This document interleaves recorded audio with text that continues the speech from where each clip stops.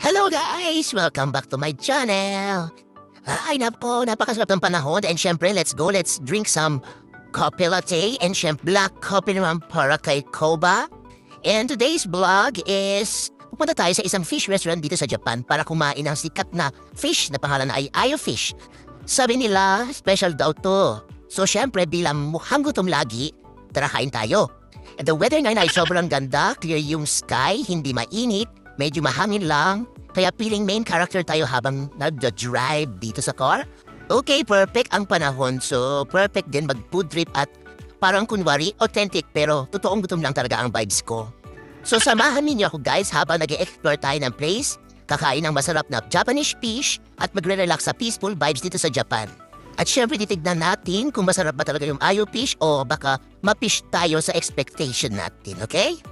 If mahilig kayo sa Japan vlogs, food trips at mga kalokohan ko sa buhay, don't forget to like, share, and watch until the end. Kasi syempre hindi lang tayo kakain, mag-judge din tayo professionally. Charot!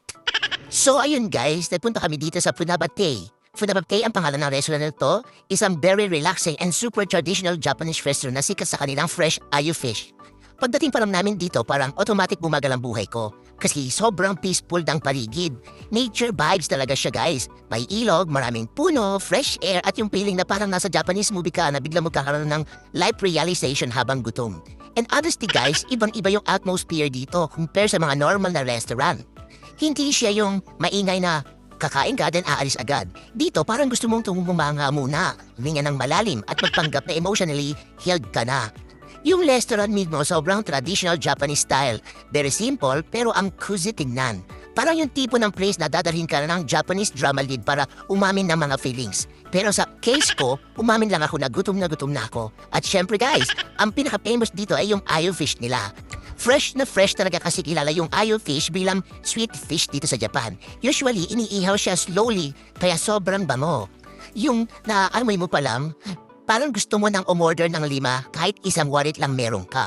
Habang hinihintay namin yung food, enjoy na enjoy talaga yung view. Yung hangin malamig, yung tulog ng nature relaxing. Tapos ako, na-stress kasi gutom na. Pero honestly guys, ito yung klase ng place na hindi lang basta pagkain yung pinupuntahan mo.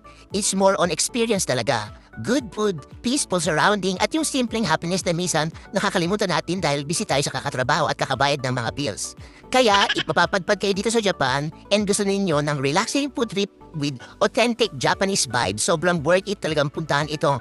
Funabate. Perfect. Speaking of Ayo Fish, guys, ito talaga ang star ng place na ito.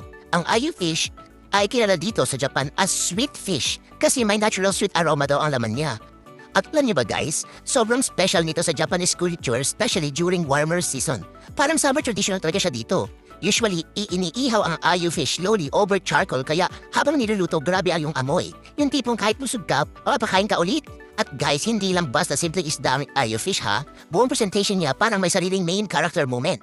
Nakatuhog siya tapos iniihaw ng dahan-dahan habang umiikot yung usok at amoy sa paligid. Piling ko tuloy nasa anime ako kasi instead na magical flower, rice ang hinihintay ko.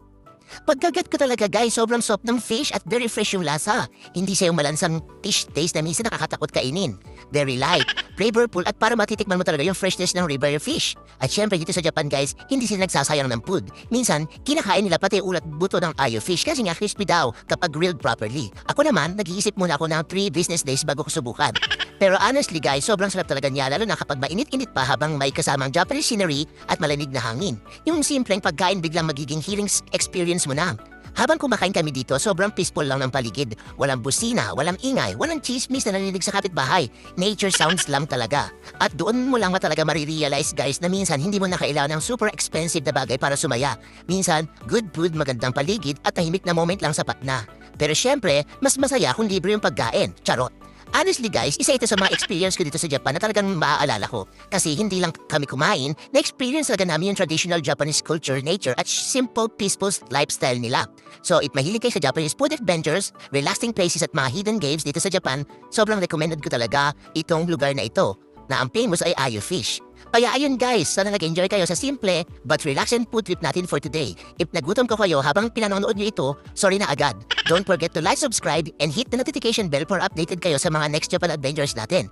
Thank you so much for watching guys. Ingat kayo palagi, eat well, stay happy, and see you on my next vlog. Bye!